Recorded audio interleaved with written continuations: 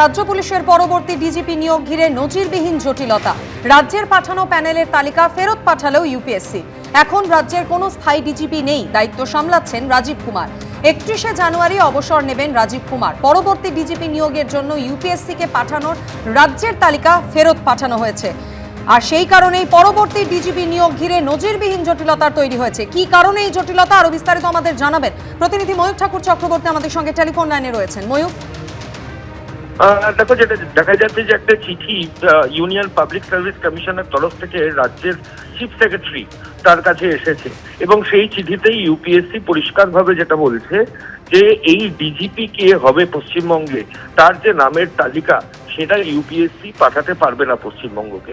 তার কারণ হিসেবে তারা যেটা বলছে যে 2023 সালের ডিসেম্বর মাসে রাজ্যের প্রাক্তন ডিজিপি মনোজ মালব্য যখন রিটায়ার করেছিলেন তখনই রাজ্য সরকারের উচিত ছিল 3 জনের নামের তালিকা কারা কারা হবে সেই তালিকা পাঠানো।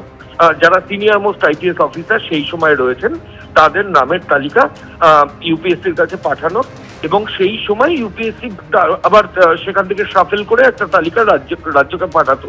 কিন্তু রাজ্য সেটা না করে রাজীব কুমারকে সেই সময় রাজ্য ডিজিপি করে দেয় এবং রাজীব কুমারের কে দায়িত্ব দিয়ে দেয় ডিজিপি।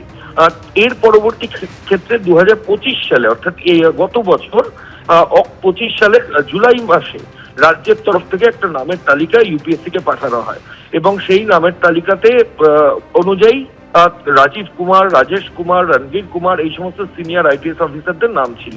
সেই পাঠানো তালিকা নিয়ে গত অক্টোবরে ইউপিএসসি কমিশন একটা মিটিংও করে, কিন্তু সেই মিটিংটি ইনকনক্লুসিভ হয়ে যায় কারণ তখন ইউপিএসসির তরফ থেকে বলা হয় যে এই তালিকা তো 2023-এ পাঠানো উচিত ছিল, তাহলে রাজ্য কেন 2025-এর জুলাই মাসে এটা পাঠালো।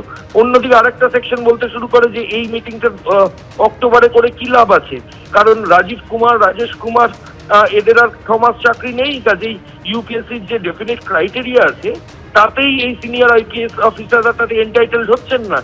এরপরই ইউপিএসসির তরফ থেকে তারা অ্যাটর্নি জেনারেল ভারত সরকারের তার কনসালটেন্সি চান এবং অ্যাটর্নি জেনারেল কনসালটেন্সিতে বলেন যে মহামান্য সুপ্রিম কোর্টের দ্বারস্থ যাতে রাজ্য সরকার এই বিষয়ে হয়, কারণ এইটা নিয়ে সুপ্রিম কোর্টই চূড়ান্ত যে তালিকা সেটা দিতে পারবে। ইউপিএসসির ক্ষমতা নেই এটা নিয়ে রাজ্যকে কোনো তালিকা দেওয়ার, কারণ তাদের মিটিং যেটা হয়েছে সেটা ইনকনক্লুসিভ হয়েছে। আর রাজ্যর 2023-এর ডিসেম্বর মাসে যে তালিকা পাঠানোর কথা সেটা কেন রাজ্য সরকার পশ্চিমবঙ্গ 2025-এর জুলাই মাসে পাঠালো এটা নিয়েও প্রশ্ন তুলেছে ইউপিএসসি এবং এই চিঠি পাঠিয়েছে। এর মাঝে তোমায় এটাও জানাই, এই চলতি মাসের 31 তারিখ 1989 ব্যাচের senior IPS officer Rajiv Kumar তার রিটায়ারমেন্ট রয়েছে। ফলত 31শে জানুয়ারি তিনি রিটায়ার করবেন অফিসিয়ালি।